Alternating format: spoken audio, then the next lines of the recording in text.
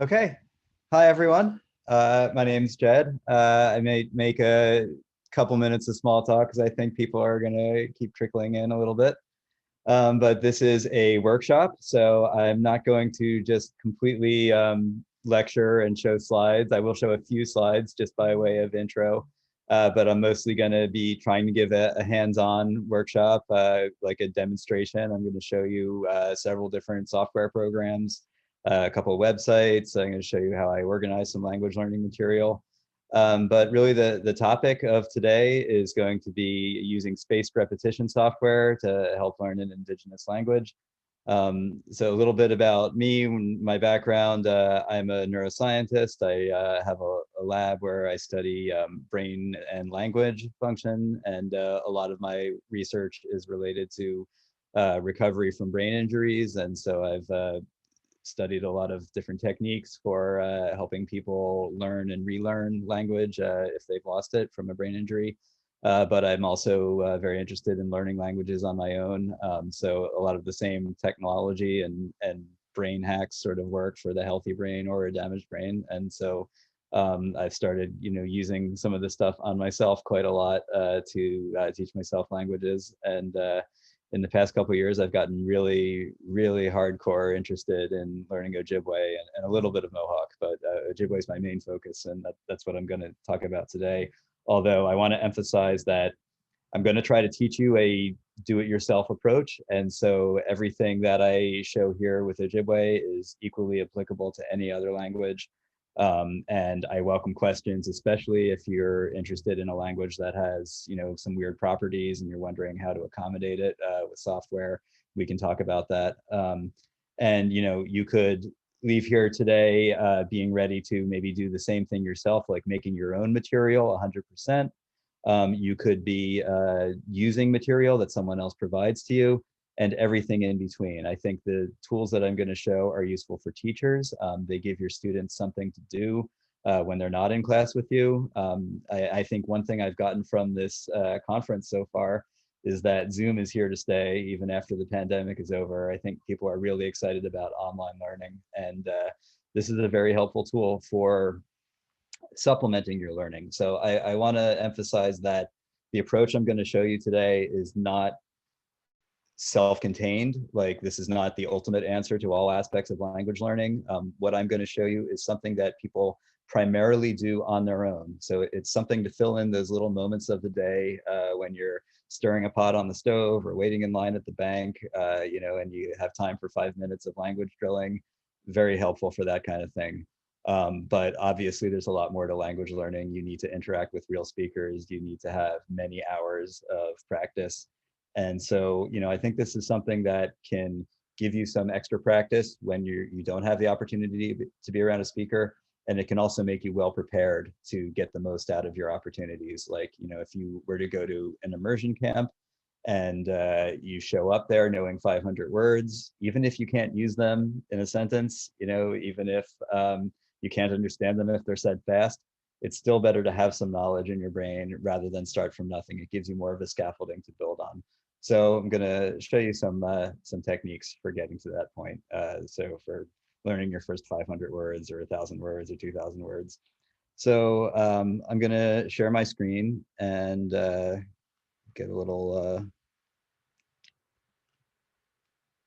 Okay, so I'm sharing my whole screen, which I think is ideal because I'm going to be showing you several different programs and opening up lots of windows. But I wanted to start with a little background on where this sort of tool comes from. It's very popular for self-motivated language learners. And I'm going to show you an example of one self-motivated language learner. This comes from several years ago. I was asked to be in a news program about super language learners, people who speak 10, 11 languages. And the program was really dedicated to the question, is there something different about these people's brains, or do they just work hard? And my answer is they just work hard. I really think there's nothing special about some people's brains that makes them good at learning language. I mean, there might be some of that too, but really the techniques that I'm going to show you today will work for anyone, whether you're a super good language learner or you struggle. Now, if you're someone who struggles, it might take you longer. You might only get to 1,000 words instead of 2,000 words like the superstars are doing, but it's still going to work. It's still going to be better than nothing. And I think it's a really good way to spend your out of classroom time. So I want to show you, so there was this phenomenon of YouTube polyglots. So people who would teach themselves a bunch of languages and then go on YouTube and show off about it. And so there was this, probably the most famous YouTube polyglot, although I think he's kind of lost interest recently, but this is back in like 2012. So he's now an adult. He was a teenager in this video. But this is a super famous amateur language learner, Tim Donner. And this is him at, after, I don't know, he says 2 or 3 weeks of studying Ojibwe. And, you know, he's not fluent, of course, but he's pretty good for a couple weeks. And I'm going to sort of unpack what are some of the techniques that people like him use. So, so we'll start off with our little Tim video. And yeah, this is him like probably 8 or 9 years ago as a kid. Anin bonjour, ani wigagwe anishnabe monungom, gawi ninda nishnabe usin, indash nindojibwem bangi atago. Tim Indigenous kazmina wa indash gawi ninda nishnabe winigazin, mida so ashina non libonagiz, inawa wabonang nindaji danaki. Gawin wika nishnabe waki ing ningi jasin. Dash gawin wika ningi nanda gikend anishnabe mo sin. Geget ni zani gendan o Ojibwe win. Ninda bajuyan mazinabi kiwe binigan jin nanda gikenda an o anishnabe mo win. Nungom giwe nibin. Okay, well, I didn't want to make you watch like the whole 5-minute video, but just a little taster there. One thing I like with my own progress with this language, which has been about 2 or 3 years now, rather than 2 or 3 weeks, is I can understand Tim's speech now pretty well, and I've even noticed a few mistakes that he makes. So, you know, but still not bad for 3 weeks of study. So I got one more video to show, and then I'll get into some more of the details about this stuff. But just show you a little bit from, you know, this is my narcissistic side. I'm just going to show you the part of this news program that I was in. I was at the very end. So they showed all these superstar language learners and then like interviewed a couple brain scientists more famous than me who said that there's something different about their brains. And then I was sort of the contrary voice. Languages is that being a hyperpolyglot can also be a solitary experience. So few other people being capable of the same thing. Techniques like that, you know. Radio, his ear being pulled toward all the sounds. Like voices in your head, kind of like schizophrenic. They had this like great meeting between a couple of hyperpolyglots who finally find each other in New York. Feeling it's a drug. They have a gift. All right. It's not feeling, it's a drug. It's like when people say that high, or people describe going to the gym and they, you know, they really put these really big muscles. If I were going to the gym and sort of language learn, I'd be like this, you know. You'd be huge. Yeah, I'd be enormous. Neither Richard nor Tim will admit they have a gift. They both chalk up their abilities to determination and hours spent studying. It's a philosophy shared by Toronto neurolinguist Jed Meltzer. So what do you consider yourself today? Recovering hyperpolyglot. It wasn't so long ago Meltzer had racked up 9 languages with a simple tool, cue cards. You brought these everywhere. Oh, sure. I mean, they're easy, they're convenient, they fit in your pocket. Meltzer's theory is that, like playing chess or learning an instrument, acquiring languages is about breaking down patterns and applying brute force memorization. But then how do you explain the Mozarts and the Bobby Fishers of this world? Is there no Bobby Fischer of the language learning world? I would not say there's no Bobby Fischer. Jed, people are going to be watching at home and wondering, can I be a hyperpolyglot? If you want to be. If you really want to be. The question is, can you see yourself pulling out your flashcards during your lunch break? Whether Tim and Richard are engineered differently in the brain or not, they do agree. they're addicted. I would say Okay, and I'm addicted. So I was like, I described myself in that video as a recovering hyperpolyglot because I had sort of gotten over the addiction of learning languages. But that was sort of, that was in 2012, I think that video was made. So since then, I got a smartphone and I discovered these apps, and it just sucked me right back in. And so as great as paper flashcards were, the apps are even better. And I think I always sort of shied away from computer-aided language learning because I like to do my little bits of language learning when I'm walking around and doing other things. And paper flashcards were okay for that. Computers were terrible for that, but a smartphone is awesome. And the things that I'm going to show you are mostly involve a combination of a computer and a smartphone. And I think most people participating in this today have that. And so it's nice to use a computer to make your material, to sit down and type out things and organize them. But when you're doing your drilling, it's really nice to just be able to pull out your phone and insert it into those little moments that you have through the day. So all the software programs that I'm going to show you today are nicely designed so that they can synchronize between devices. You can use them from a computer or a phone. And especially, like I said, I like to do making my material on the computer, but actually using it on the phone. So I'm going to give a little overview of the concept of spaced repetition, because that's in the title of this workshop today. And maybe it's too technical, might have scared some people off, but it is a really important concept and it really makes a big difference. Okay, my screen did something funny when I full screened it. You guys can all still see this? Let me know if not. Okay. So just wanted to give my contact at the top here. So these are both email addresses that forward to the same place. I just mostly use my one at research.baycrest, but Toronto might be easier to remember. And like, there's going to be some parts where I'll show you like, this kind of is a pain in the butt, but if you do 5 minutes of computer programming, you can make it all automated. Like, I know that some of you are going to come across things like that. Like you have a piece of text that you want to convert to use to the software, but it's not the right format and it's a pain. Feel free to contact me. I'm happy to spend 5 minutes programming to help people like streamline their language classes, especially for language revitalization purposes. So I'm going to gloss over some of the like really techie details, but I'm available. I'm happy to consult with people. So I think with language learning, there's a few different aspects. Social interaction, very important. Guided instruction, very important.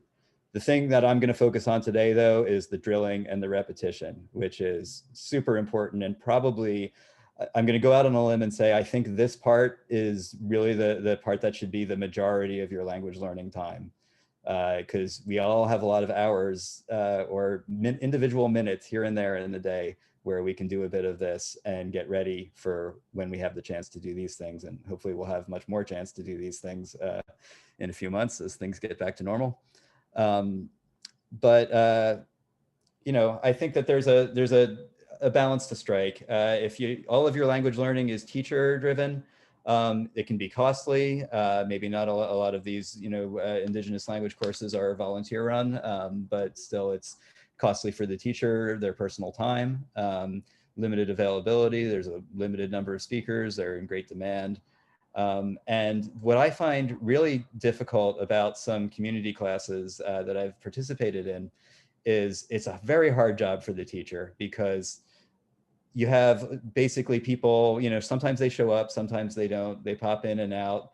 Sometimes halfway through the class, you get a new person, and what do you do there? Do you start all over and try to like get that person to catch up, or do you just kind of ignore them and teach at the appropriate level for the people who have been there for 10 weeks?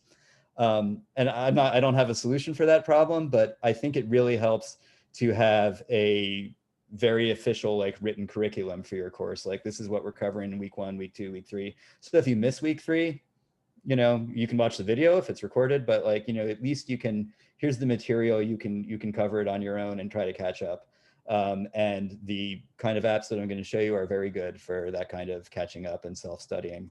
And of course, if all you do is drill, which is mostly what I do, It can be hard to stay focused unless you're very motivated. It can be hard to choose the appropriate exercises. You can easily waste your time on things that don't really accelerate your language learning.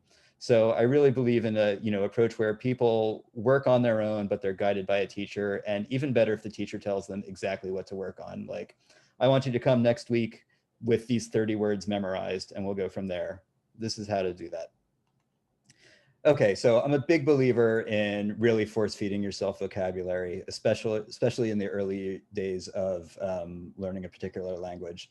It is not, I think it's kind of unpopular. It's kind of gone out of fashion, like the idea that rote memorization is important for learning languages.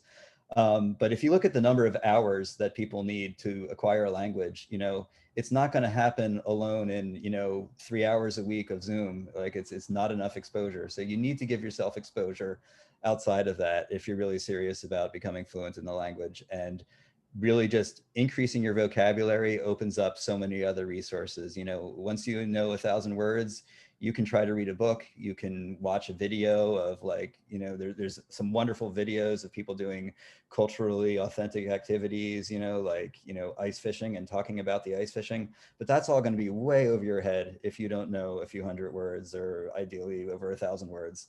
So how do we get there? So another thing I really like about vocab and focusing on it, and it's not very interesting for linguists either, because it's just memorization. Linguists like to talk about grammar. But someone's vocab size really correlates well with their overall proficiency in the language. And you can track your vocab very accurately if you're learning it through software. I'll show you that. It's been very exciting to actually watch my vocab grow as I've been studying Ojibwe. So people talk about how many words you need to know to get at different levels of proficiency in a language. And this is pretty well quantified for European languages, not so much for indigenous languages, but people are working on that. And it depends on how what you count as a word, obviously these, languages that have many inflected forms, technically have many different words for each root. But, in general, rough estimate, people would say level C here, which is like what you need to actually study at a university in Europe. Like if you want to study engineering in German, you're not studying German, you're studying in German, you are recommended to have level C German. So 4,500, 5,000 words, that's not as much as a native speaker, but it's enough to get by very well. And that's really not unattainable through a couple years, of hard work, even with languages that are fairly under-resourced. So I've been really working hard on doing Ojibwe vocabulary, and I think I'm going to hit 2,000 words by the end of this year. And hopefully in another couple years, I'll get to 4,000. But it's getting harder and harder to find the words that I'm going to study, but I'll talk about how we get there. So just a little bit more about the importance of memorizing vocabulary. I really like this quote by Robert Bjork, who's one of the world's most famous psychologists studying human learning and memory. And so he says, "You can't escape memorization. There's an initial process of learning the names of things. That's a stage we all go through. It's all the more important to go through it rapidly." So that's what I think where spaced repetition really shines. It is a way of force feeding your brain lots and lots of words efficiently. I say efficiently, I don't say quickly, because it still takes many, many hours of study to get to the point where you want to be. I would not say that spaced repetition is a shortcut. I'd rather say it's the highway. It's the best way to go, but it's not magic. It's still a lot of work, but it is pretty addictive, I think. So this is from a article in Wired magazine, which is the article's about spaced repetition learning. Want to remember everything you'll ever learn, surrender to this algorithm. So that's what I did, and I'm getting good results. So I want to teach the rest of you how to do it. I already said this about, I think vocab lists are very good for providing structure to a course. And I also think knowing vocab makes grammar explanations way more understandable. Like I found that when I try to read somebody explaining, complicated aspects of Ojibwe grammar or any other language, it goes, even if I'm capable of understanding it, it goes over my head if every word in the example is a new word for me. Whereas if I already know the words, it's a lot easier to make sense. So I think it's perfectly fine to let your vocabulary get way ahead of all of the other aspects of your language learning. You know, there's nothing wrong with knowing 2,000 words, even if you can't use a single one of them. It will help you catch up with all that later. So spaced repetition, what is it? It is a method of memorizing things, and it is based on the concept of what we call a forgetting curve. And this is early experimental psychology going back to the early 1900s. So people would, you know, there was a guy named Ebbinghaus who, I mean, this was so boring, but this is what he did. He like made himself memorize arbitrary lists of syllables like ba, ji, ko, mu, like, you know, just really long lists of them. And then he measured himself to see how long it took him to forget them and remember them. And basically what he discovered is when you first study something, you start to forget it pretty quickly. But then if you study it again, you forget it a little slower. And each time you study it again, the forgetting curve gets a little flatter, and the information sticks in your brain a little better. So it's one thing to say, okay, so you should study things over and over again, but it's a little more interesting than that.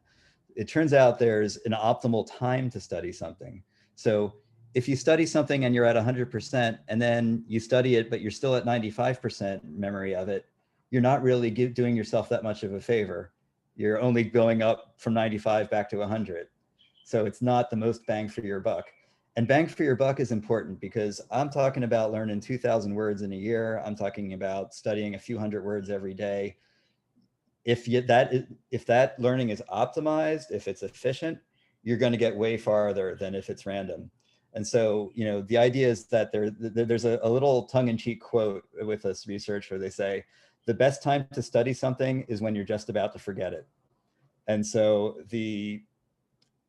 we all have kind of caught on to this a little bit when you use flashcards, because I bet when you use flashcards, you don't just go through them steadily. Like you see a flash, you do something adaptive. You see the flashcard and you're like, this one I kind of know, but not too well. I'm just going to put it like 4 or 5 back in my deck so I see it again. And you're like, oh, this one I know really well. I'll just take it out of my deck. I don't want to waste my time with it. And you know, another one you're like, oh boy, I don't know this one at all. I'm going to study it again and again. So we all kind of do this with our flashcards sort of informally. But the real magic of spaced repetition is where you make a computer algorithm do that very systematically. And your computer algorithm, the one I'm using, I have about 2,000 words in my deck, and it has an estimate of exactly how well I know each one of those words. And it has, because it's 2,000 words, I can't study them all in one day. They're actually scheduled days and weeks and months in advance. So words that I'm still kind of learning, I see multiple times a day when I study. And you can sort of set it up for how much you want to study per day. Maybe 15 minutes a day is a pretty good amount for most people. I do more like 40 minutes because I'm insane and I'm also trying to learn Mohawk. But you know, you can sort of set it for how much you want to do. So there's this concept called a Lightner box, which is like sort of a system for doing spaced repetition with paper flashcards. So the idea is like you have like 5 bins. And if you get it correct, you move it to bin 2. If you get it correct again, you move to bin 3. And say bin 1, you go through like 10 times a day. Bin 2, you only go through 3 times a day. Bin 3, you only go through every other day, et cetera. There's like a changing schedule. Now, this is a lot to keep track of with paper. It's a lot easier if a computer is just doing all the work for you. So this concept of scheduled repetition and spaced repetition, adaptive repetition, where if you get it right, you see it less. If you get it wrong, you see it more. It's built into a lot of language learning apps now. And here's just an overview of some of the most popular ones. I'm going to show you lots about using Anki today. Anki is my favorite. It's very popular among language learning nerds. I'm going to show you a little bit of Duolingo. Duolingo is a very popular piece of software, very popular program for learning languages, but it doesn't really exist for indigenous languages. I think they have a Navajo course and a Guarani for Spanish speakers course. So it takes a lot of work to make a Duolingo course. You need a whole community of volunteers who are really serious about it. And it's like kind of an all or nothing proposition. You make the entire course, and you know, if if they accept it, like it'll get like published and people will use it, but there's really kind of no halfway. So what I like about using something like Anki, Memrise is another one, is you can make your course as big or small as you want, and you can keep adding to it as you go. And you can kind of do it completely on your own, or a teacher can assign, you know, a Anki deck to people. And, you know, people argue about whether you should make your own or take it from someone else. I think that there's a lot of people who insist that you should always make your own flashcards. And I think I don't completely agree with that. I think making flashcards is a valuable learning experience, but I also think it's fine for someone to give you a deck of flashcards, but only if there's context. Like if these are the words that we're teaching in this course and we're going to practice them, and I'm also going to lecture about them, then it works great to be like, here's your flashcards, go use them. You don't have to waste your time making them. But if I just took my deck of flashcards that I made my own way by going through different texts and stuff and said, here's your 2,000 words, go have fun, you probably wouldn't get very far because it would just be overwhelming. And so I also think like a lot of decks that people put out there, sometimes they're not that useful because like sometimes you'll see a deck of like 40 animal names, and you can't teach yourself 40 animal names at the same time because you'll confuse them all with each other. They're all so similar. Like you can't remember tiger and lion, like when, you know, you can, but it's very hard. And this is studies about that too. So it's much better to get your language in context. And so I'm a fan of like very traditional language lessons, really, like a dialogue, a vocab list, some grammar explanations. And that's the approach we're taking in this project that I'll tell you about. But you know, I think another nice cheeky quote I heard once is, it's better to teach little green frog than frog, toad, salamander. You know, you like to have your things in context like that. Okay, so I'm going to show you all of these apps today, but I'm going to focus mostly on Anki. That's the one I use the most. Memrise, I'd say, is similar to Anki. It's not quite as flexible. It is more user-friendly. It's kind of slick. And so I actually recommend that people use Memrise to get hooked on spaced repetition. And once you get hooked, you'll find yourself maybe gravitating to Anki later. Quizlet is very popular, and it's used in a lot of schools. And I like Quizlet. The problem with, I like Anki better, having used them both a lot. But the other problem with Quizlet is it doesn't actually do spaced repetition. It's really more just like for cramming. So it is good for your like, here for this class, learn these 25 words. Someone could do fine with Quizlet. But what's really nice about Anki is the long-term aspects. It's really designed to be sustainable and engaging. And the idea is you're going to use it. You're not going to cram. You're going to use it every day for a few minutes, and your knowledge is just going to really build up over time. And I already talked about pros and cons of Duolingo. And this is a little bit from Memrise's website. They talk about some of the science behind why it works, and all this applies to Anki as well. So elaborate encoding means you want to learn it in context. You want to learn, you know, so it's best if it's paired with some kind of like story or dialogue. Choreographed testing. So testing, the idea is that you don't just study a word by looking at it. Every drill is a cue and a response. The software gives you a cue and you have to generate a response. You don't necessarily have to type it. Like you can just think it and then press the button to see if you're correct. I have mine set up so that I can type it if I want to, or I can just press the button. It's kind of the best of both worlds. But it is really important for people to actually have to generate something every time. It's not, if you just view, it's not going to work. Basically every study attempt is a test. So this is just, if you go to Wikipedia and look up spaced repetition software, there's a lot of them out there. Lots of them are free, some are commercial. Really, the ones that I've mentioned already are the popular ones, and I don't think you need to go beyond them. But one thing that's very important for me is that these programs come and go, they go obsolete, something better comes along, the people who develop them might stop working on them. So the project that I'm doing, the real like formal academic project, is developing an Ojibwe course intended to be used with spaced repetition software. And it's really important for me that we provide the material in a very raw format. So it's basically a spreadsheet. And we'll also make an Anki deck out of it and show people how to import it into Anki and other software. But if Anki goes belly up tomorrow, I want the material to still be useful to people. And so it's a format neutral approach where you can plug it into other software if you want. And, you know, I think that is really important because I've seen some references to some amazing looking indigenous language learning software where like, oh, sorry, it only works in Windows 95, or, you know, oh, it's a 3.5-inch floppy disk, you know, it's like technology goes obsolete. So a spreadsheet, I think, is not going to go obsolete. I think you're pretty safe if your material is you know, in a very simple format like that. Yeah, I'm gonna skip some stuff. Yeah, I'm just gonna say one reason that so a lot of people say that spaced repetition software is addictive, and you get really into your streak. And Duolingo is really into the streak. That's a big part of how they get people to keep coming back. And they send you emails like this if you don't use the software in a day or two.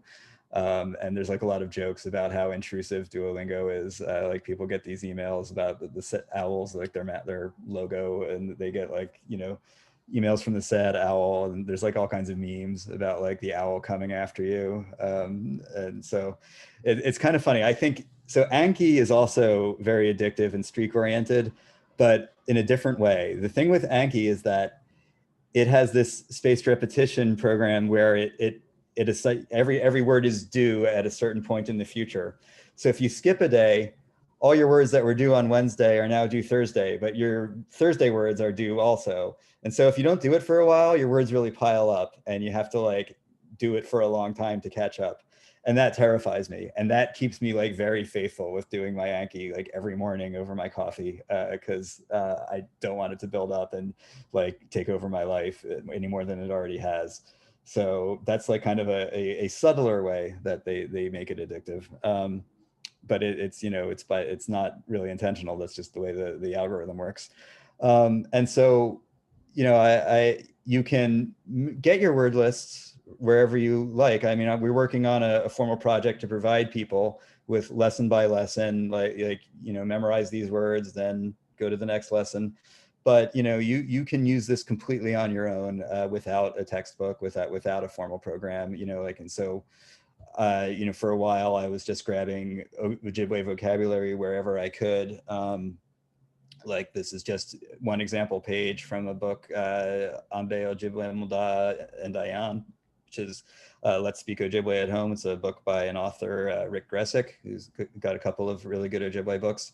And basically I just, you know, took these word lists and typed them all into my spreadsheet and, you know, imported them into the software. And that's a good way to go. The thing that I'm doing lately, I want to exit full screen, come on. I'm going to stop sharing for a second because it's messing me up. I'm done with PowerPoint though, thank God. All right, no more PowerPoint. I'm going to show you some other stuff. So for the past couple months, I've really been into this book, Living Our Language by Anton Troyer. It is bilingual, English and Ojibwe. And basically I go through it, and every time I get to a word that I don't know, I put it into my software. And at the beginning, that was like 90% of the words. So it was very, very slow and painstaking. But now I'm about halfway through the book. And now I only have to look up about 6 or 7 words per page. So it's coming along. So I'm going to show you the incredible software that is the basis of my learning. It is Microsoft Excel and also Anki. But, oh, okay, I need to share my screen again. Okay, so here is my vocab list. And when you do a course for people, you should give them your own vocabulary list. I don't recommend starting with 2,000 words off the bat. Okay, I'm only up to 1964.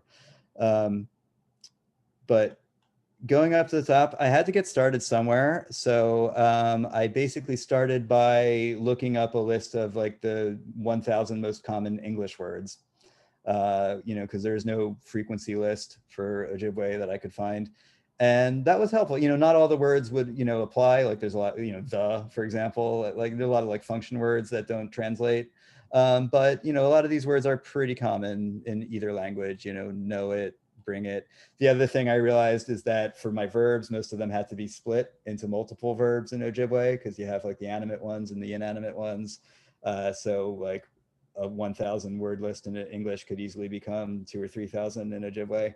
But and sometimes you decide like, maybe I don't need to put every single possible variation into my vocab list, because I'll be able to just know that as you get better at the language. But at the beginning, I really put in things in great detail. And I had Ojibwe and English as 2 fields here. I put part of speech on my flashcards, just helps. And I have audio.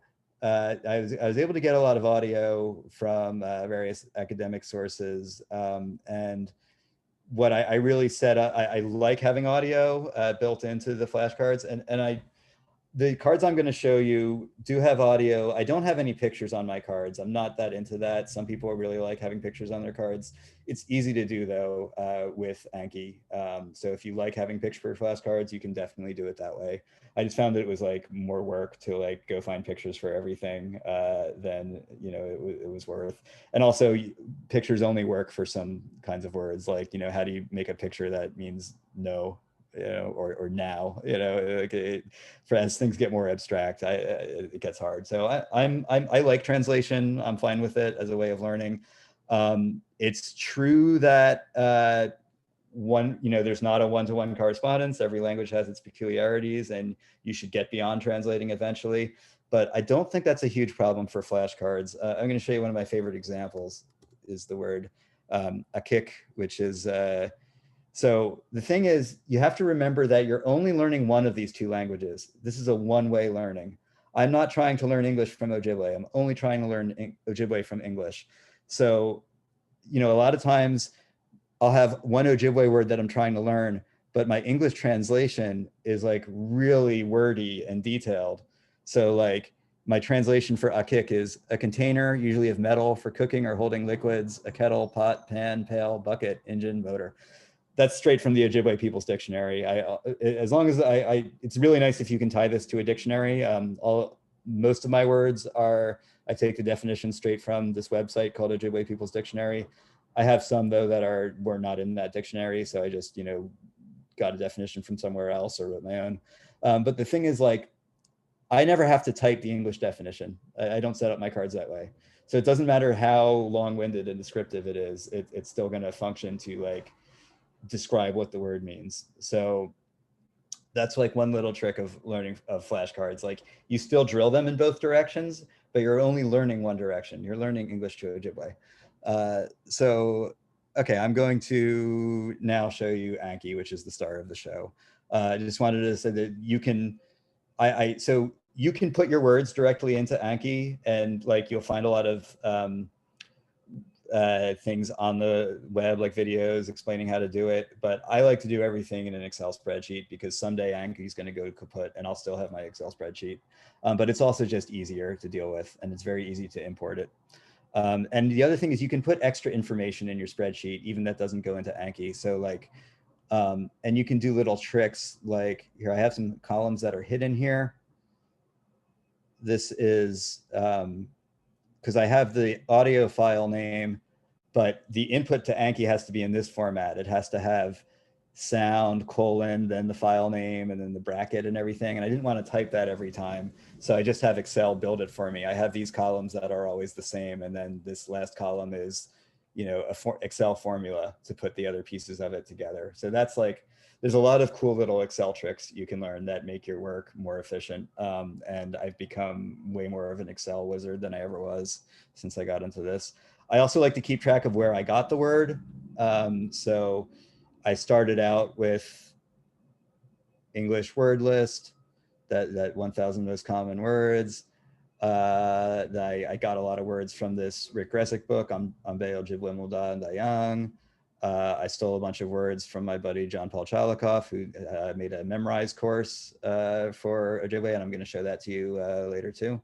I'm going to talk mostly about Anki, but I'll show you some of the other ones out there. Sometimes I went back and forth on what I was into, so this is just kind of chronological order. Then I started using this Living Our Language. A bunch of stories from Rand Valentine, who's got a lot of cool material online, and I just kind of coded the stories by like the code that they were in his software. A couple other books that I got. But yeah, for the last while, I haven't filled it in for everything. It's been a lot of still this Living Our Language book. But the thing is, I don't have to have that on my flashcard. It's just nice to have it in your Excel. So you can always put extra information into your Excel that you're not actually going to drill. And that's true of even Anki too. You can have extra things that are in there but aren't shown on your card. Okay, so I'm going to show you how Anki works. I could have just cut to the chase. This is the start of the show. So I want to say I almost 99% do this on my phone, but it's easier to demonstrate over Zoom on a computer. So I'm going to show you the computer version. Computer version is free. Android, which I use, is free.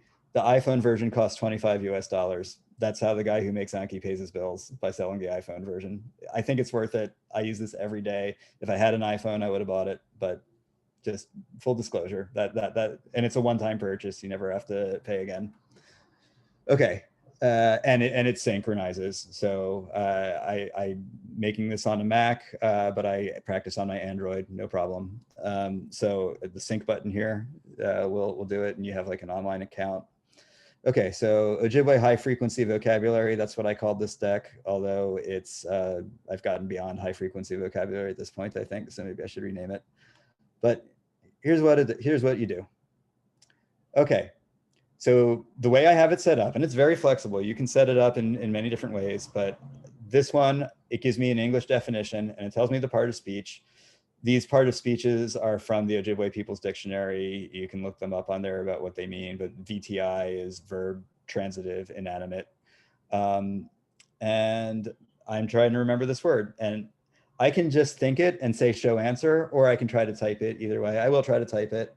And this is a good one to see, because this one I don't quite know. I know it's sort of, I think it's like Anki-based, maybe? Anki-based? Okay, I actually knew it. Cool. So the whole thing is green. That tells me that every letter was correct. And I get the audio, and I can replay the audio. Anki-based? If I don't have the audio for a given word, you can see, so I have it for some and not others. We just skip it. It's just by reading and writing alone. So it's nice if you have audio for everything. And if you're making a course from scratch for your students, it's great to provide audio. I kind of assembled this haphazardly from whatever I could find. So I have audio on like maybe 70% of my cards, and that's fine. Fortunately, Ojibwe is a pretty straightforward language of pronunciation. Like if you learn how all the letters are pronounced, you know, you can pronounce the language pretty easily. So audio is not quite as critical as, you know, some languages that have like a very irregular spelling system, like English, or you know, just very difficult pronunciation, or Chinese with the tones. Their audio is really important. I think for Ojibwe, you got to have some audio, but you can get by with less of it. Okay, so I got that correct. So here's the most important part. You have to rate yourself. So if you got it right, I would say good. If I thought it was really easy, I will say easy, and then I will see it even less. I don't use the easy button very often. If I thought it was hard, I am going to say it was hard because I really struggled and I didn't think I knew it. And if I didn't know it at all, or if I got it wrong, I would say again, and then I'll see it soon. So I'll select hard for that one. She is moldy. I know that one really well. Comes up all the time in conversation. Oh, I don't know it. I put an extra N on it. Okay, so I need to see this one again because I didn't know it. And I'm strict. If I didn't get it 100% correct, I will say again. And this is, all the ones we're seeing now are going English to Ojibwe, but it also goes the other way. That one was correct. I'll say good. Okay, now, this one I know, but the thing is I don't have to, this one is Baka Kosidon. I don't have to type it. So when I'm going fast, especially on my phone, it's a pain to type, although I've got it set up pretty well. I'll just say show answer. Baka Kosidon. I got it wrong. I said Baka Kosidon, not Kosidon. Okay. But you can still see the answer and you can say, I got it right or I got it wrong without typing it. So it definitely reinforces your knowledge to type it. So I recommend typing it whenever you can. But, if you're like on a bus and you're holding on to the rail with one hand and you got your phone in your other hand, you don't need to bother typing that day. You can just do it by thinking. Or if it's a word you know really well and you don't want to bother typing it because you're confident that you know it, you don't have to. Now that, it can be set up with all typing or not typing, or it can be with pictures or audio. You can have audio prompts with nothing written. Lots of possibilities. And I'll show you how to set that stuff up. All right, so this one I got wrong. I just want to, Oh, yeah, got had an extra A, those long vowels kill me. I just want you guys to see one that, okay, here, one that goes the other way. So this one is Ojibwe to English. And here I don't have a typing box because I'm not going to waste my time typing English. That's dumb. So, you can really set this up in very specific ways. So when I go English to Ojibwe, I type it. And when it goes the other way, I just think it. Gopa Dazi means he or she is worthless. Yep. And I don't have to get it, like, I don't have to say the entire definition word for word. I'm confident that I know that one. And I know this one quite well because I keep getting it right. So it tells me if I say good, I'm not going to see this word for 8 frickin' months like that, but it is going to come up like clockwork in 8 months. And like, that's really the magic of this is it schedules the stuff so that, it's not like you'll never see it again if you know it well. But you're not going to waste your time on words you already know. And this one is, I think, Gige or Nojimo, 2 possibilities. Ojibwe. Nojimo, okay. So this one I kind of know somewhat. I won't see it for 8 days now, so good. And the cool thing about this is you can really track how you're doing over time. So you got the stats tab, and like tells you, this is kind of the most interesting part of the stats tab is how many words you have in your deck. And mature means it believes that you know it quite well. So I have 3,000 cards that are mature, means I know them well. Now this is times 2 because the card is English to Ojibwe and Ojibwe to English. So 3,000 means about 1,500 words. And then I have about 800 words, 785 cards that I'm still young, so I'm learning them. The ones that are relearning are ones that I got wrong today. Suspended, 70, those are words that I have in my Anki deck, but I decided that I don't want to learn them right now because they're too hard or I'm not interested in them, they're too obscure or for whatever reason. This suspending tool is actually really useful if you're going to import a ton of material one day into your deck, but you don't want to, it's too much to study all at once. And that's, I think that's an important thing, is you don't want to have too much at a time.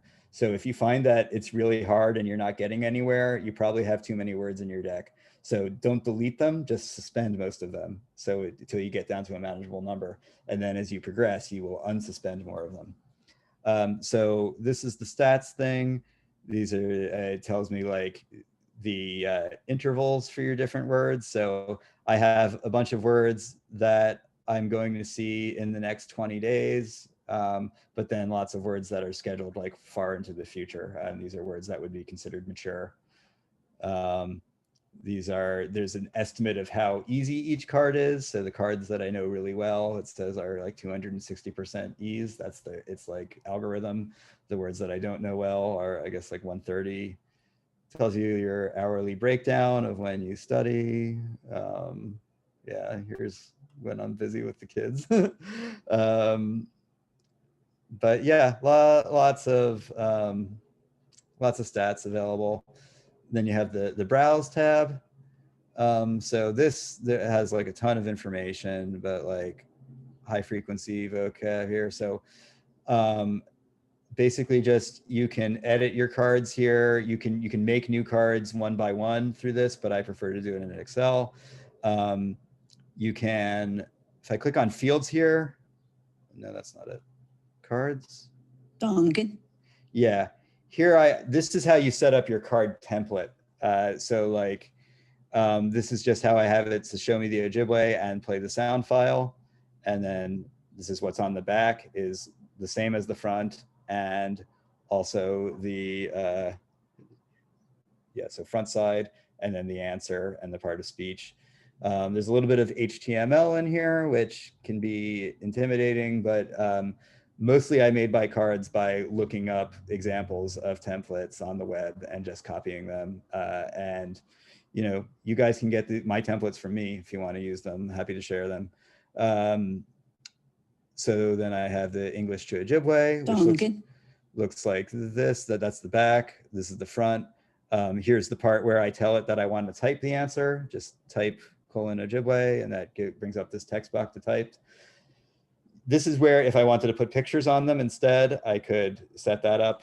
Very flexible in terms of templates. And so people always ask, like, are there Anki decks out there for Indigenous languages already?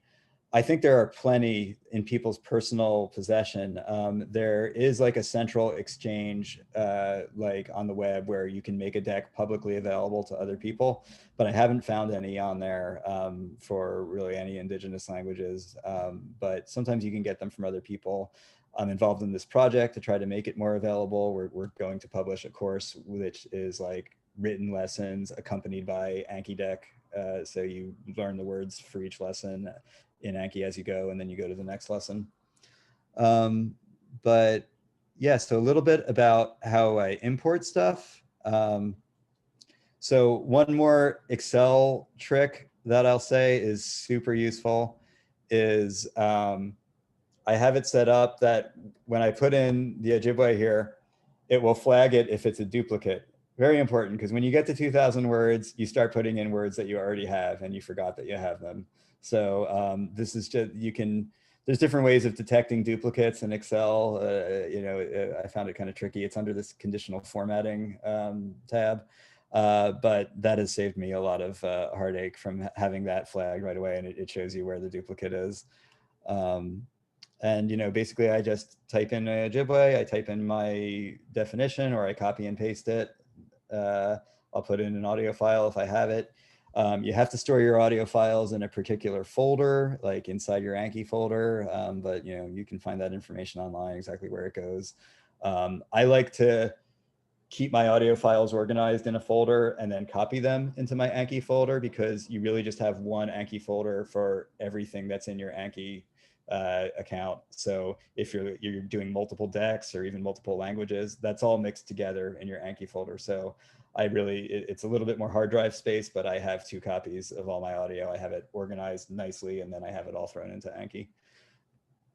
I am happy to take questions either spoken or through chat. I think I see that there's a chat question, so I'll check it out. I'm gonna stop sharing for a second.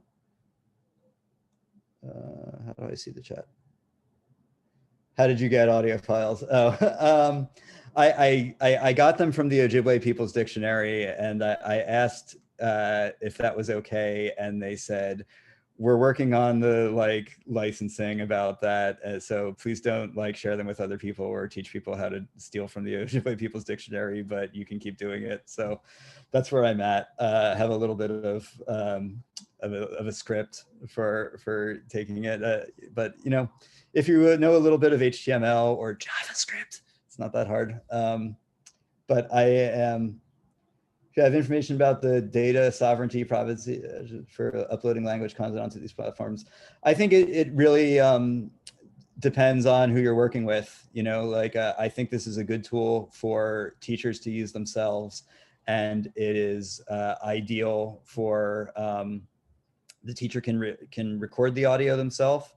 Or they can, and you can distribute it to your students, or you can put it on the internet for the entire world to share.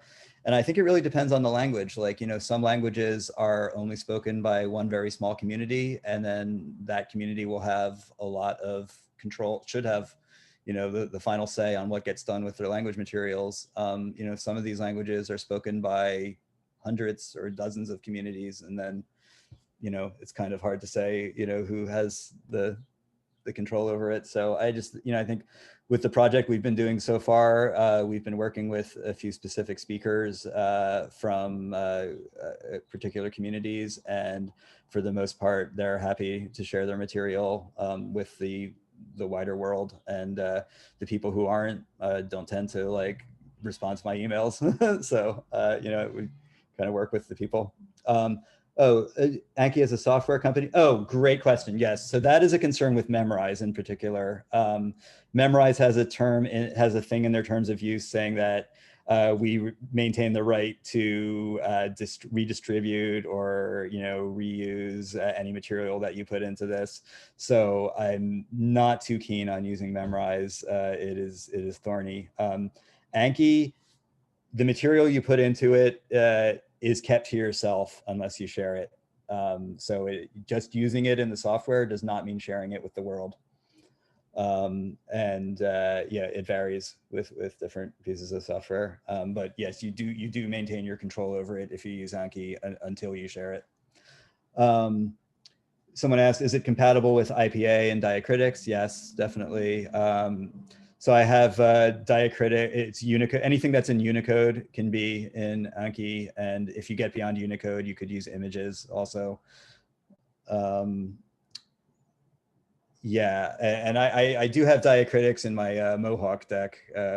So that's got some accent marks in it. Okay, importing. So basically what you do when you're ready to import it is, so sometimes I have extra columns that I don't want to import. Like I just need the sound file here. Oh, am I sharing my screen? I'm not. Okay. Back to sharing. Okay. So like I have these extra columns that I don't want to include. So I will hide them. So I'm not deleting them. They're just hidden. And now I can get these columns. So I don't use a header. Just take the raw data from these columns.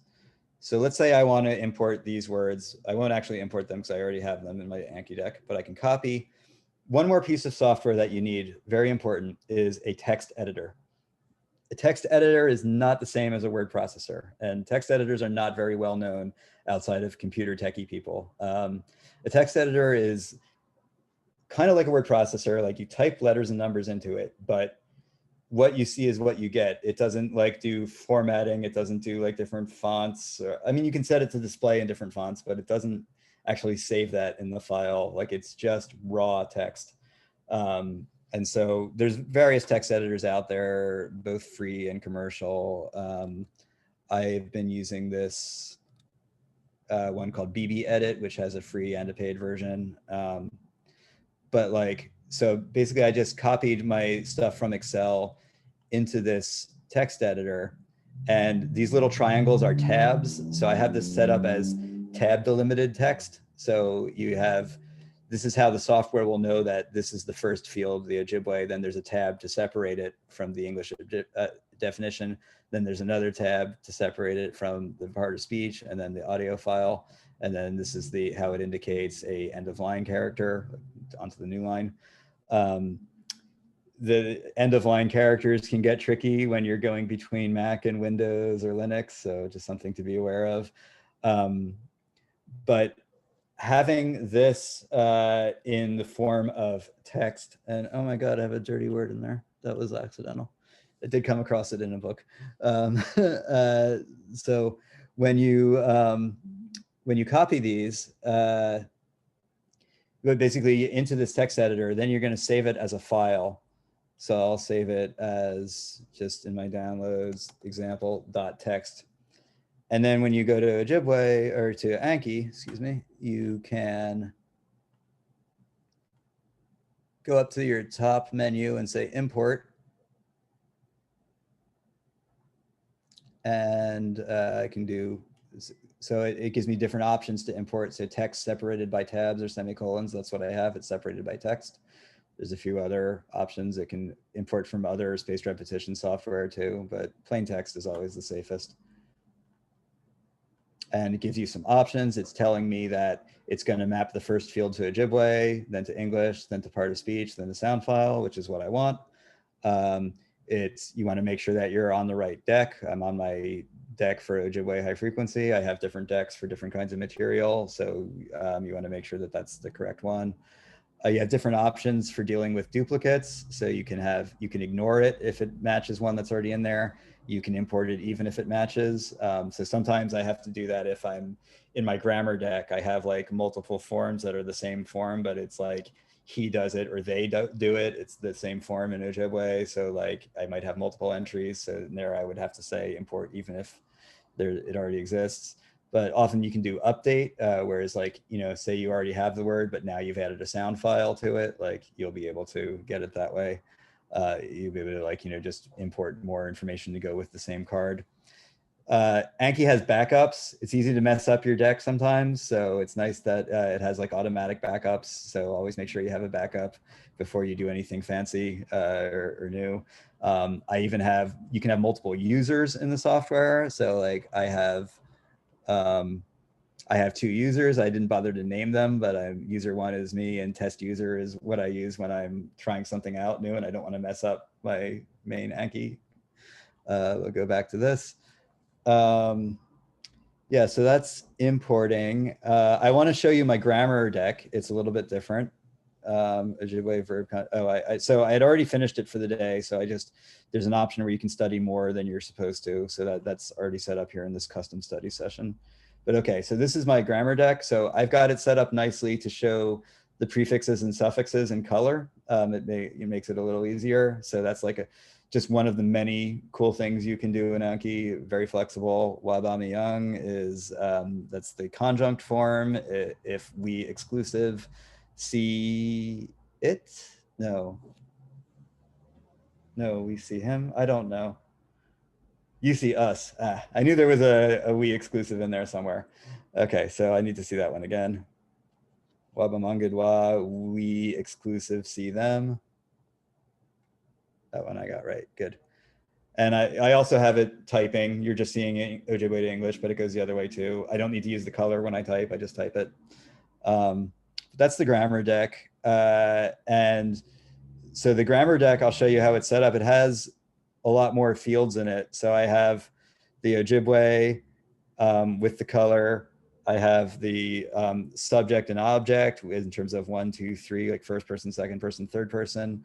This is an intransitive, so it doesn't have an object. So I have NA, I have what I call gloss is the definition. A very detailed description of exactly what verb type it is. I have the citation form, which is the plain form of the word that you would look up in a dictionary.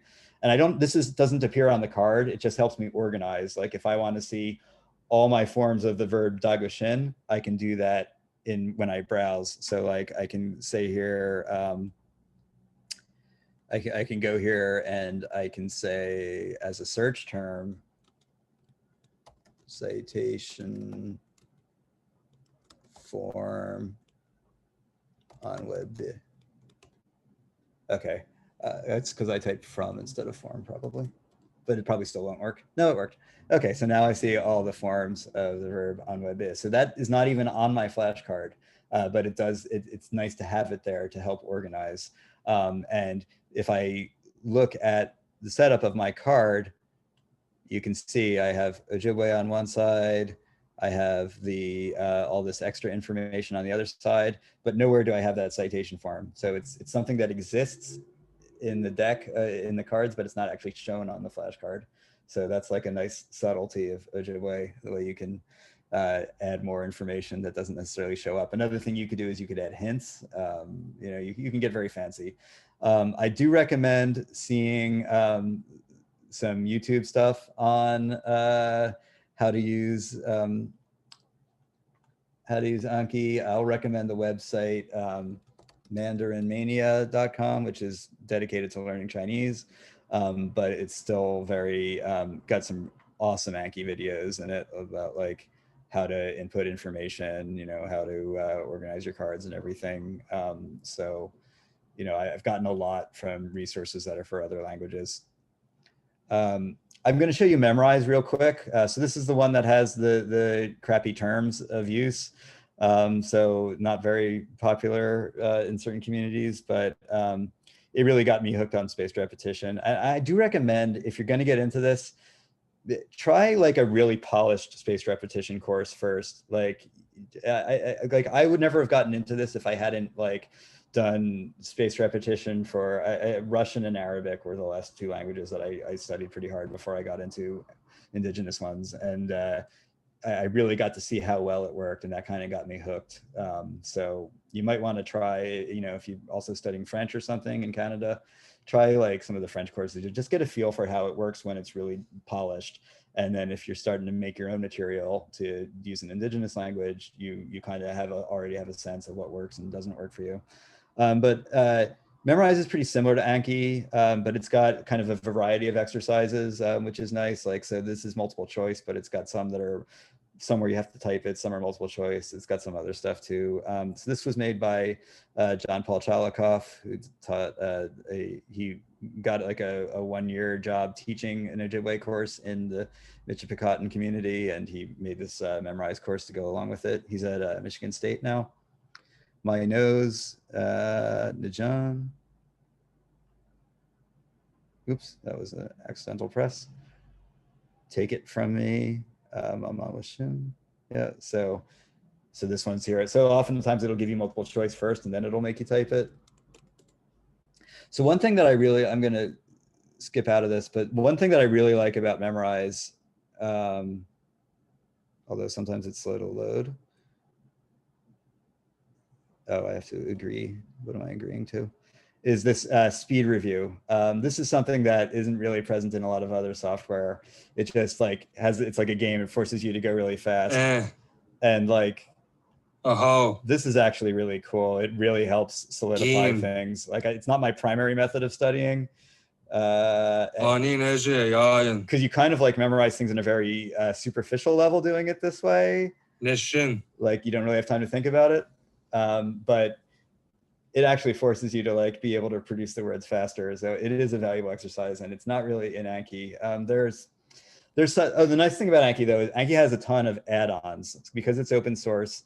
You can get a lot of like extra functionality out there that people have made, and I have a couple add-ons. I'm not super into them, but like I have my like this heat map thing of showing me like how much I practiced every day. That's like a streak 321 days. That's amazing. Like that's not me. That's like how addictive this software is and how paranoid I am about it building up. Like it doesn't mean that I've finished my thing every day, but I've at least opened this up every day for most of the past year. It helps to be in a pandemic, I guess. But yeah, so that's a bit of Memorize, a bit of Anki. I'm going to show you a little bit of Duolingo just in case you've never seen it. Then I'll check out the chat. I can't see it when I'm sharing my screen. So this is Duolingo French. So like you can see tips. They have like these explicit grammar things. Garçon. And then you can start the lesson, which is actually exercises. Je suis français. And Duolingo also has a bunch of like different exercises, and it's got like cute little cartoon characters. It's pretty engaging. I think I'm done. Is there like, oh yeah. Je m'appelle Duo. So this one is translation, but some of them are like organizing sentences. Like it's got a whole bunch of different exercises, and it's pretty addictive, builds up over time. Oh, and Quizlet. I'll just show you Quizlet really quick. This is a Mohawk deck I was looking at. So this is like with flashcards, but it's got a few different options. Like you can do one where you want to write. So you see, it shows you a translation. I mean, it can be one word at a time, but this is a deck that's sentences. So I have to like type this whole thing in Mohawk, or I can say don't know. I think it's got audio if the person who made the deck recorded audio. Wastung hronunge skundinagrakwe negundiksa ogun'a jinyat tegyadan darare yodo headstung. So pretty similar. And you know, again, like I think it's really nice if you're going to make material and make it available to people, put it in a plain text spreadsheet kind of format. So if they like Quizlet, they can import it into Quizlet. If they like Anki, they can use Anki. Like there's no need to tie yourself to one platform. And that way it also prevents your material from going obsolete. So let me check out the chat. Can you use a CSV file to import an Anki? Yeah, I don't think you can, but it's pretty easy to convert CSV to tab delimited. And there might be an add-on actually for, that's the perfect thing that there would be an add-on for. But it's easy to convert. And there's a lot, so there's a lot of like little bits of conversion that come up when you're doing this, especially if you're getting material from other places. Like, I wanted to show this as an example, actually. I had this, where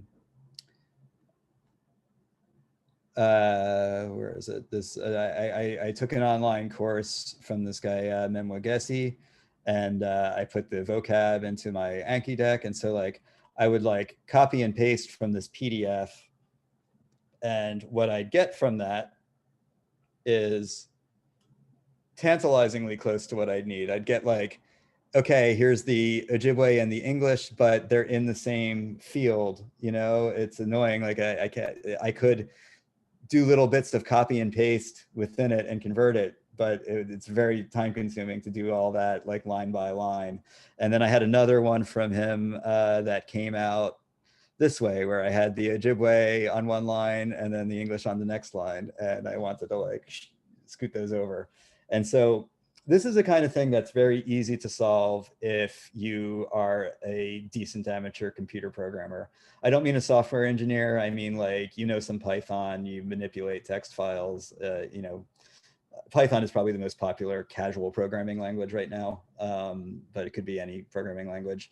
And so like, it's the kind of thing where I'm really happy to help people if they have a problem like this. Like if you have a text file that you want to make available to your students, but it needs to be converted into a different format like that, you know, it's 5 minutes of programming, but behind that 5 minutes of programming is years of programming experience. So, you know, I think if you're facing a situation like that, you know, feel free to ask for help. You can ask me, or I can refer you to other people who are good at that sort of thing. But, you know, I do a lot of programming in my day job. So it was, this kind of thing doesn't faze me, and I'm not going to spend hours copy and pasting them one by one. So, you know, every sort of format has its own little tricks and challenges, but you can get pretty far with a little bit of programming. What else did I want to? I wanted to show you my grammar deck, how it is organized. So verb conjugations. So I have a little separate tab in my Excel for every different kind of verb form that I've been studying. So I have like the English translation and the Ojibwe form. How I get the color is it is with HTML, and I know that this looks like a beast to read, but this just comes out as colored and plain text when you import it into Anki. These HTML codes, like they're, you know, how it's the same way that you indicate color for text on a web page.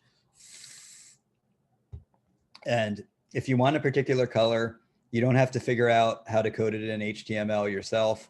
You can just go to a website, HTML color picker, and like you can pick a color here and it'll tell you this is the code. So if you really like this shade of blue, this is the code that you would get and put into your HTML. So that's the easy way.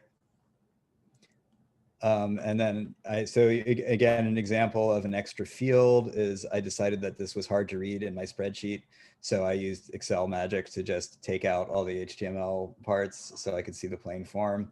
I don't have it on my Anki card, but it's in there in case I want to, like, you know, organize my Ojibwe words in alphabetical order or something like that.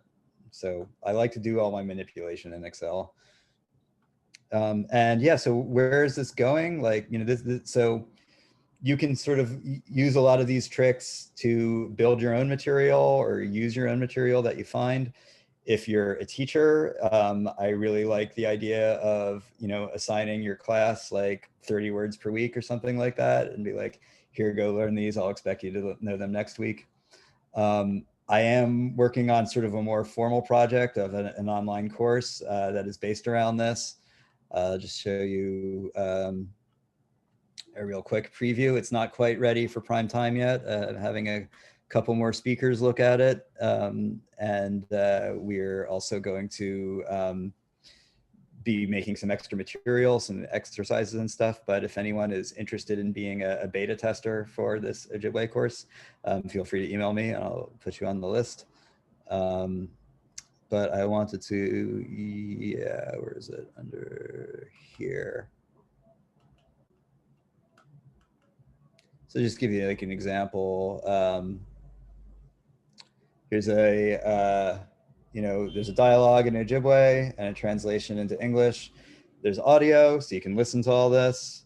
Another dialogue. And then so each lesson after the dialogue, like there'll be all the words that are introduced in here will be, in the Anki deck, so you can drill them. And then there's also detailed description of the grammar. I like that. It's not for everyone, but I find that, it's also like, if you're working completely on your own, it's nice to have this all written out. It's also something that a teacher would explain in lectures. And I find that as you get better at a language, sometimes you can go back to the grammar notes from earlier lessons and they make more sense. So the stuff isn't necessarily intended to be understood only the first time you read it. You'll come back to it later. But yeah, just lots of grammar notes, and we start having some verb charts. And then the verb charts go into Anki as well, so you can drill them. And I've found with Ojibwe that I mostly just drill core vocab and verb forms, and everything else I don't really bother with Anki. Like there's a few things that would be nice to memorize with it, like the initial change. It's just something that happens if you've studied Ojibwe. But like, if there's only like 5 or 6 or something, or like the noun declensions, like there's not that many. So like, if I really felt like it, I could make a deck for that, but I haven't bothered.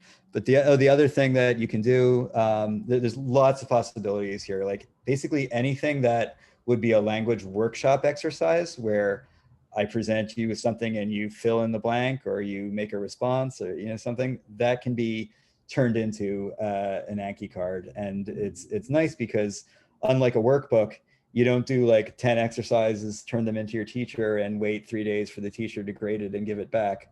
Like you get instant feedback on whether you were right or wrong. And if you're wrong, you get to do it again, a few cards later with this spaced repetition app. So I really think it's a great supplement for whatever other resources you have for learning a language. And it's complementary, not competitive. Let's check out the chat. I think I'm almost done with my like formal presentation part. If you're making this for students, can you control the hidden words, unhidden words for multiple people accounts at once? You can control what words are being learned as the teacher. Okay. Yeah, I think I would ask the students to do that themselves, though. I maybe give them the deck with everything hidden and say, go in and unhide the first 30 words. Like to be honest, like Anki, it's easy to use once you get used to it, but it's not as completely spoon feedable as maybe Quizlet or Memorize. Like I think it takes a little bit more work on the student's part, but it's worth it. Yeah, so they gave a very generous 2 hours for this workshop, and so can you share Anki decks that are preset? I can share mine, but I won't share the audio because it's from the Ojibwe People's Dictionary, and I need to like really get permission to distribute that. I am working on a scheme for doing that. I have been told about the original ethics consent that the speakers signed when they recorded the material, and it sounds to me like it is compatible with it being shared in this way, but that's something that needs to be officially approved by like the Research Ethics Board at the University of Minnesota. So we're working on that. Nora, I know you work with the OPD, so maybe we can talk about that later. But I'm happy to share the rest of my deck without the audio. That's easy to do. But could a teacher share a preset deck? Absolutely, yes. And that's what we're intending to do for this.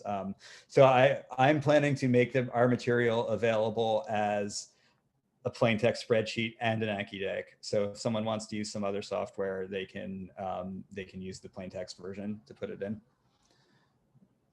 And yeah, I guess I think this is a good opportunity to ask questions. You know, can it do this? Or is there a way to do such and such? I'm happy to take questions like that. Or if anyone else has got some experience with spaced repetition and want to share anything. I think we'll probably wrap up like in 10 minutes or so though.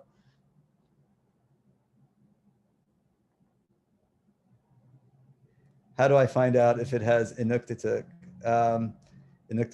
I think you'd have to ask someone who teaches that language if they know of anything. Like there are thousands of Anki decks out there that just live on one person's computer or phone and are not shared with the world.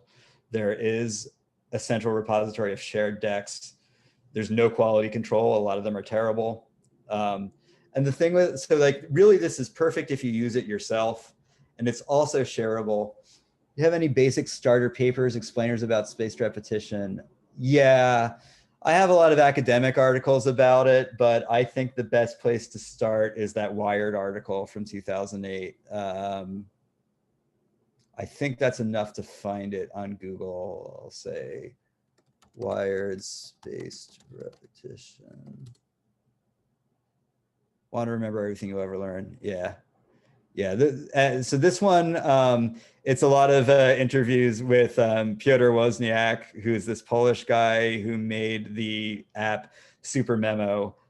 Super Memo is still out there, and it's a decent program. I haven't really used it enough to compare it to Anki, but basically everything that it does kind of got copied in Anki, and now everyone uses Anki.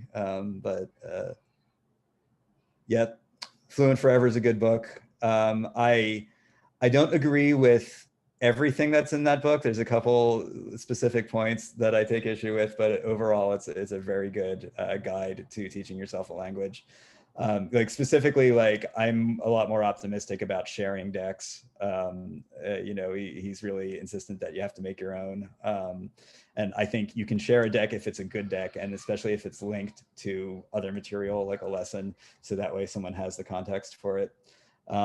And Fluent Forever really promotes using pictures. I don't think it's worth the bother personally. I don't think there's anything wrong with translation as a way of learning a language, as long as you're aware of its limitations. Because a translation is really the window into all your knowledge about the word in your brain. Like when I see the word lion, I know it's a feline that lives in Africa and is a carnivore and hunts, and like, you know, and I have all that stuff, and I can access that with a picture of a lion or with the English word lion. And either way, it gets me to that underlying knowledge. So yes, there are nuances of individual words between different languages that you have to be aware of. And that's something that you learn as you learn a language. The thing is, I'm not scared of learning something wrong. If I learn it wrong, I can just learn it right later. You know, I can fix the problem. I think it's better to learn more, even if some of it is incorrect. That's my philosophy of learning languages. Like, you don't learn a language without making mistakes. So I'm a big fan of cramming, you know, tons of words into my brain and figuring out how to use them later. And like, I think that's something that you can do on your own time. And then, you know, when you get the chance to go to an immersion camp or go to a class, then you can really learn how to use it. But this is something you can do in between.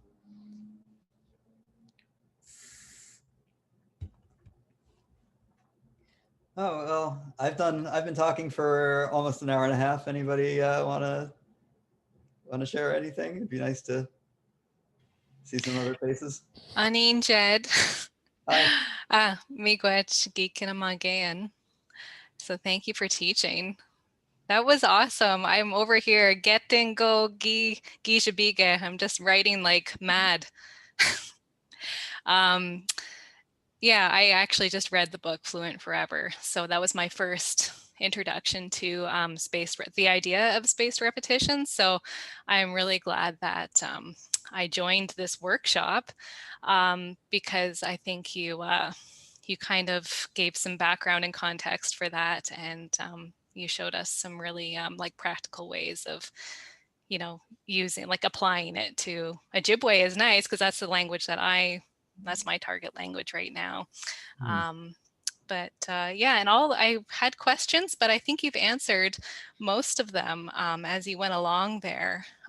My main question was the high frequency word list. Like, is there one for Ojibwe or in any like Indigenous language? And it doesn't sound like there is one. I've been looking myself, and I have a sense of high frequency words, and I've been making note of them. But it sounds like it's just, yeah, it's just, you gotta kind of work with, what's out there and then Yeah. modify it for your language. So the way I've gone about it a lot is like, if I get a textbook, I will just laboriously type out all the words in the textbook at the beginning, not even worried about learning them, just get that done, like I do it while I'm watching TV, like it's kind of mindless. And then I work through the textbook chapter by chapter. So like and it's becoming more common for textbooks to be packaged, not for Indigenous languages, but like I bought an Arabic textbook back in the day, and it had a memorized course associated with it.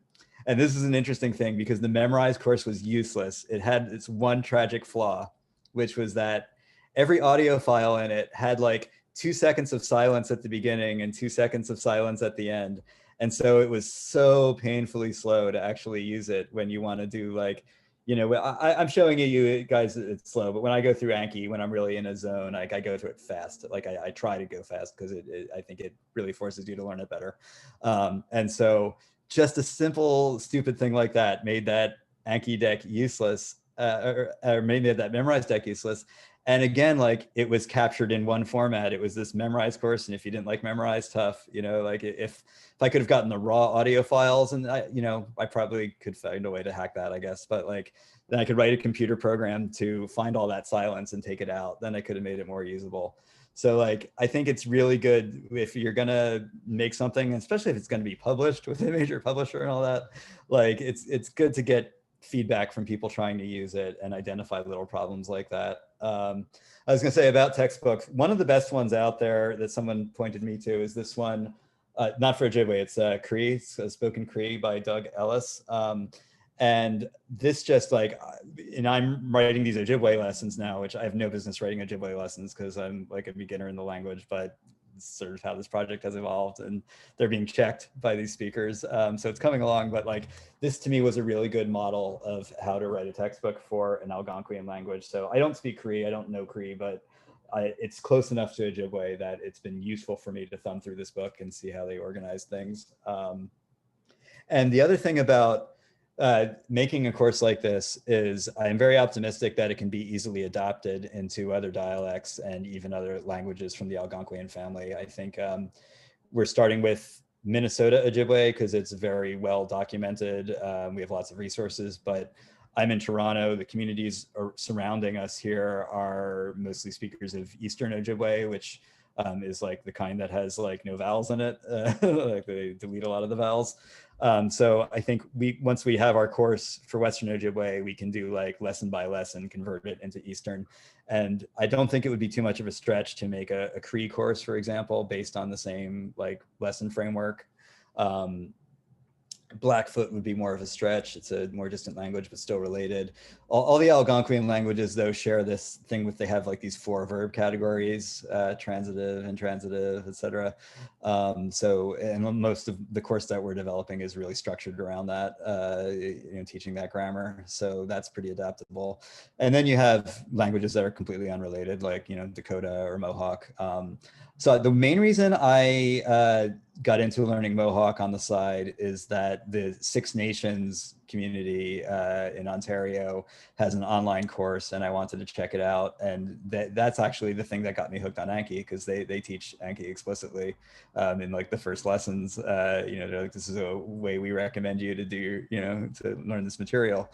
And the person, Zoe Hopkins, I can't remember her Mohawk name. It's long, but she's like a wonderful teacher. She's got crazy media skills. So like the online course has like really nice like videos and bells and whistles and stuff. And so they, that actually is what got me hooked on Anki. And so, it's just not as well known in other communities. So really a lot of what I'm doing here is just sharing the best tools from Six Nations with some other language groups.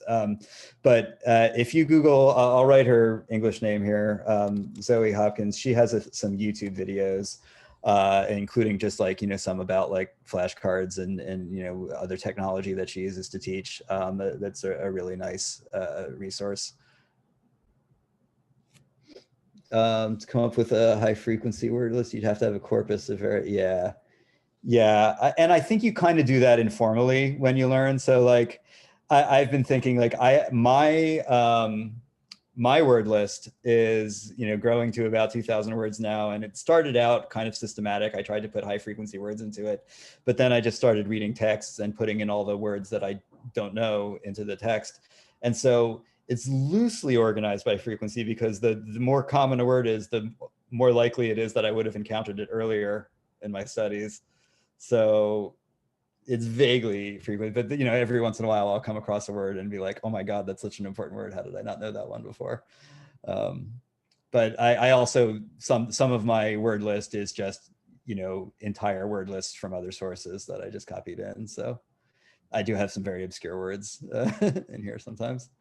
The other thing I find with Ojibwe specifically, can't really say how much it applies to other languages, is so Ojibwe's got grammar. Like you have a word and then it's all in its inflections, but there's also like word families. Like if you know how to say like someone is alive, b'madazeh. If you want to say an inanimate thing is alive, it's b'madad, which doesn't make sense for an inanimate thing to be alive, but it is. Like you can kind of predict that after a while. Like if you know b'madazeh, you would know that the inanimate form is b'madad. So like as I'm going, I'm asking myself, do I really want to put all these forms into my word list if I can already kind of predict it? And I think you reach a point where maybe you don't need to anymore, but you can put in less, but it helps to put in more at the beginning. And the other thing is Ojibwe words are decomposable into parts. And this is something people talk a lot about. Like they say, oh, you shouldn't teach like a long word as something to be memorized because it's made up of small parts. And there's something to that, but I also think there's nothing wrong with memorizing a long word, because you'll learn how to break it down later. Like I've seen lists of Ojibwe word parts, and it doesn't work for me to memorize those parts. I need to memorize the whole word. So like I learned those parts by memorizing multiple words that contain them. So like I start to recognize a part because I've seen it in 4 or 5 different words. And that way I get to the point where I can like, understand a new word if it's made up of parts that I know, without having to look it up. And that's very gratifying when that happens. But like, I think that's stuff that kind of crystallizes over time as you see many words. So that's like another reason why I think spaced repetition has worked so well for me, is that this very dumb brute force approach really like spills over into a lot of other aspects of the language, and it helps. And I think what's really fun is you read a text, you look up every word in it, and then you go back and read it again, and like once you know the words, it flows so much more easily, and that's very motivating and rewarding. I still have really, I was dabbling before, but getting seriously into learning Ojibwe has been a pandemic project for me. So I'm super jonesing to like actually like be able to go out and use it and visit some people and get to have more opportunity, maybe even go to a immersion camp or something. So, this is a great thing to do for the times that you aren't in immersion camp. Okay, if there's one last question, I could take it, but I think people are probably pretty tired of Zoom. It's been a long day, especially with me at the end. Okay, so thank you. And again, I'm easy to find by Google. You can email me, Jed Meltzer, and I'm happy to help people work this stuff out. You can't really learn how to use the software without some trial and error on your own, but I think hopefully this is a good taste of it. All right, thanks everyone. See you in the other sessions. Thank you.